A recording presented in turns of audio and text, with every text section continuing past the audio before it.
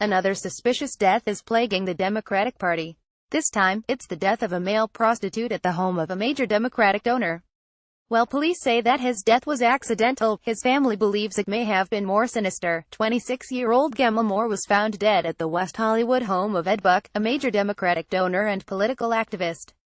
Moore died around 7:22 p.m. on July 27 due to a methamphetamine overdose, according to the Los Angeles County coroner. Moore's family, however, believes otherwise. John Hawkins' book 101 Things All Young Adults Should Know is filled with lessons that newly minted adults need in order to get the most out of life. Gleaned from a lifetime of trial, error, and writing it down, Hawkins provides advice everyone can benefit from in short, digestible chapters.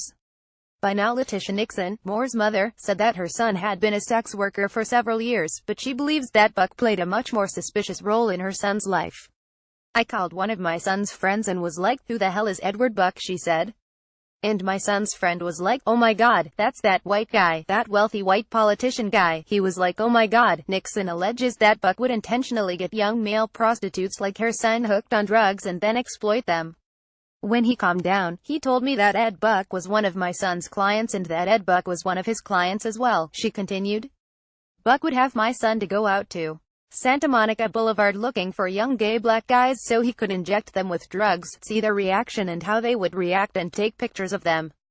Police, however, say that no drugs or paraphernalia was found at Buck's home following Moore's death. But the Daily Mail reports that an unidentified source who said that he shared Buck as a client with Moore was also given drugs.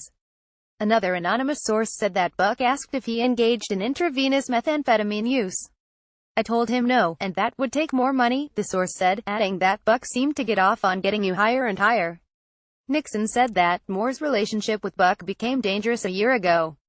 He filed a police report because he said that Buck had held him in his apartment or whatever and had shot him up with a needle with something he didn't know what it was, she recalled.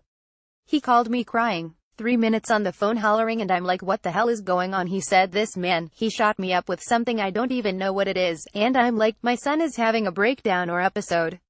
But he sent me pictures of his arm was red."